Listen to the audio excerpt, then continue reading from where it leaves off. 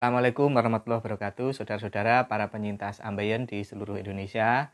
Malam ini saya akan mengupload videonya kiriman dari Mbak Isti dari Bekasi, yang mana beliau ini akan menceritakan pengalaman menangani ambeien setelah operasi, dan dia juga punya semacam obat gitu ya, obat yang dia gunakan setelah operasi. Bagaimana dia menangani atau merawat setelah operasi itu nanti kita simak di videonya. Tapi yang jelas ini pengalaman dari teman-teman ini sangat membantu. Terbukti dari video-video yang sebelumnya yang sudah saya upload, banyak sekali yang merespon dan mendapat pengalaman baru. Tidak sekedar dari saya. Kalau dari saya mungkin jangan-jangan sudah bosen semua. Nah, makanya saya berharap teman-teman yang ada di YouTube ini yang pengen sharing pengalaman, nggak usah malu-malu ya, nggak usah malu-malu. Kita niatnya sharing saja. Saya siap mengedit, kemudian mengupload di channel saya. Kalau toh misalnya pengen bikin channel juga silahkan ya. Tapi kalau mungkin yang nggak sempat nggak apa-apa di sini ya. Lumayan kan, saya terbantu. Nggak apa-apa lah, kita berbagi. Dan nanti silahkan kalau ada pertanyaan-pertanyaan bisa langsung didatangi akun TikToknya atau medsosnya Mbak Isti yang ada di situ. Nanti silahkan dikunjungi, silahkan berkomunikasi sendiri, tanya-tanya juga nggak apa-apa. Bahkan beliau juga punya beberapa alternatif obat gitu yang saya tangkap seperti itu. Siapa tahu cocok ya, siapa tahu cocok. Jadi biar tidak berpanjang lebar, mari kita dengarkan pengalaman beliau setelah operasi. Jadi nanti akan ada banyak informasi baru ya, saya kira ya, nanti seperti itu. Oke, baik, kita dengarkan bersama-sama. Hai, Assalamualaikum.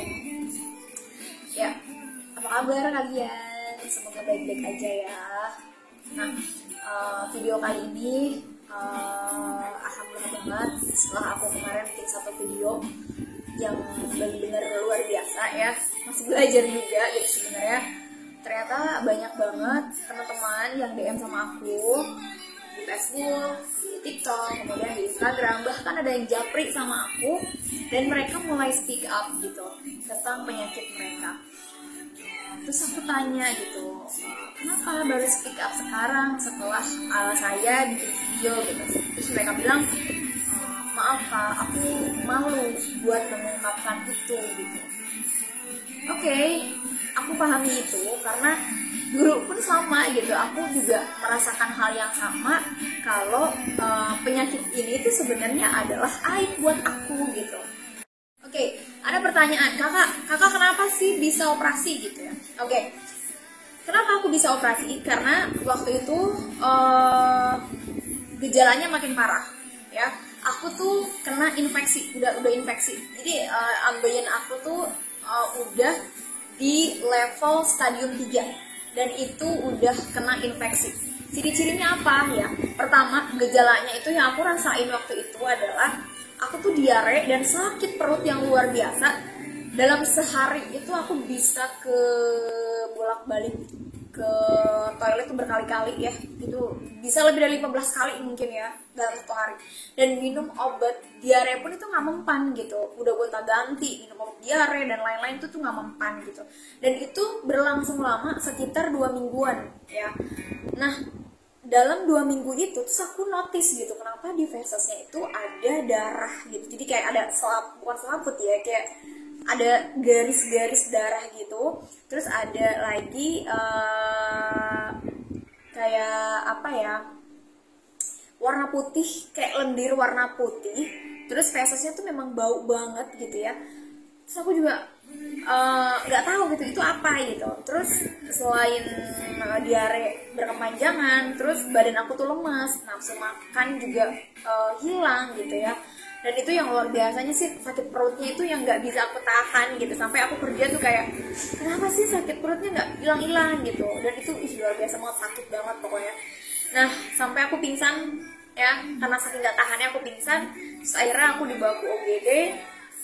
setelah di UGD aku diperiksa, ternyata aku kena infeksi dan memang harus dioperasi gitu. Singkatnya sih begitu ya. Nah, pokoknya kalau teman-teman, kalau misalkan memang saran aku ya gitu ya, kalau memang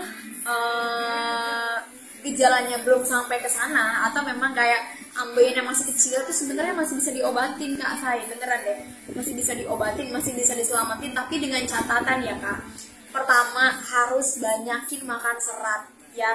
Jadi kuranginlah tuh makan gorengan ya, perbanyak makan buah dan sayur, apalagi obat yang buat bukan obat, sorry, sayuran yang bisa melancarkan buang air besar. Iya. Hah? Oh, dorong aja, masuk. Nah, buat teman-teman, kalau misalkan memang gejalanya nggak kayak aku gitu ya, gejalanya masih kayak normal gitu kan, masih belum ada gejala, cuma benjolan aja, itu sebenarnya masih bisa diobatin gitu kan dengan pola hidup yang sehat gitu ya. Pokoknya tetap harus jaga makanan, tetap harus jaga apalagi yang pedas-pedas tuh ya, harus dikurangin dulu gitu ya, sampai kalian benar-benar sembuh gitu. Oke, dari aku segini dulu ya. Nanti next video nanti aku bikin ulasan tentang beberapa orang yang pakai